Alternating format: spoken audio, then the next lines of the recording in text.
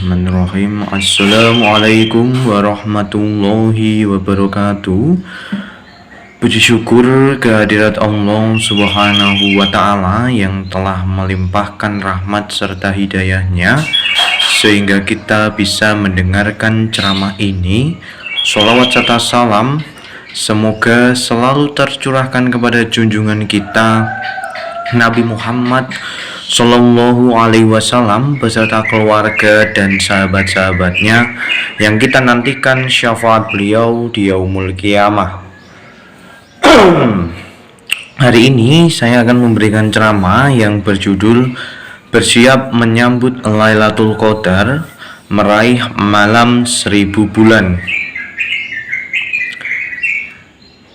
Kita sekarang berada di pertengahan bulan Ramadan atau menjelang pertengahan bulan Ramadan. Ada waktu yang sangat istimewa di mana Lailatul Qadar atau malam yang lebih baik dari 1000 bulan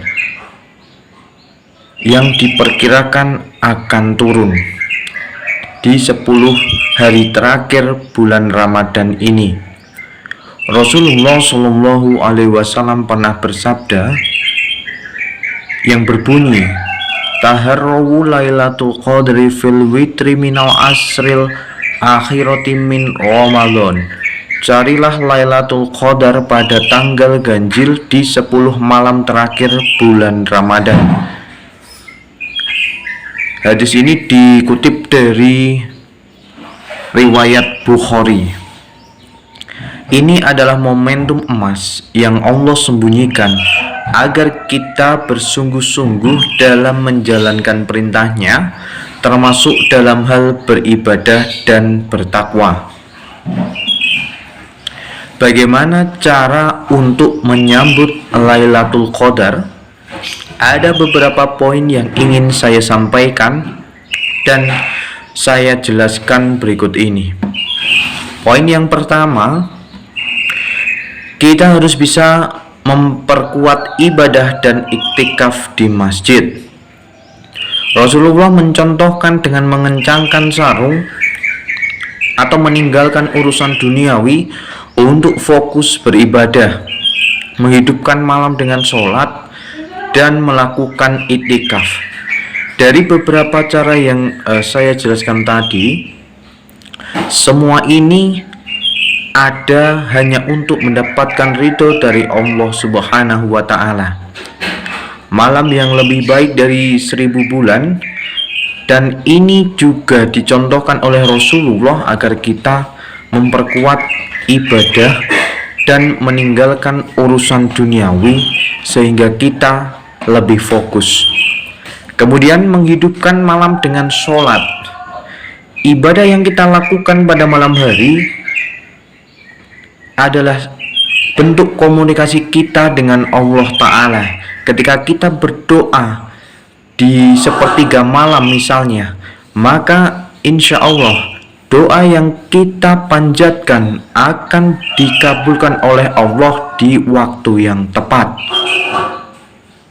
Kemudian dalam rangka melakukan iktikaf di masjid, kita harus berdiam diri. Bukan hanya soal berdiam diri saja, bisa kita selingi dengan berzikir, memuji asma Allah, bersolawat, berdoa kepada Allah, dan melakukan hal-hal yang dicontohkan oleh Nabi Muhammad Rasulullah Shallallahu Alaihi Wasallam, sehingga kita bisa mendapatkan malam Lailatul Qadar yang penuh rahmat tersebut. Kemudian yang poin kedua, memperbanyak doa khusus. Perbanyaklah membaca doa yang diajarkan oleh Nabi Muhammad Rasulullah Shallallahu Alaihi Wasallam yang berbunyi, Allahumma innaka afuwun tuhibbul afwa fa'fu anni. Ya Allah, sesungguhnya Engkau Maha Pemaaf dan Engkau suka memberi maaf, maka maafkanlah aku. Doa ini menekankan pada permintaan maaf yang sudah seharusnya dilakukan oleh umat muslim agar bisa terlepas dari dosa-dosa yang dilakukannya selama ini, baik yang disengaja maupun yang tidak disengaja. Kita sebagai manusia hanya bisa berikhtiar dan berdoa.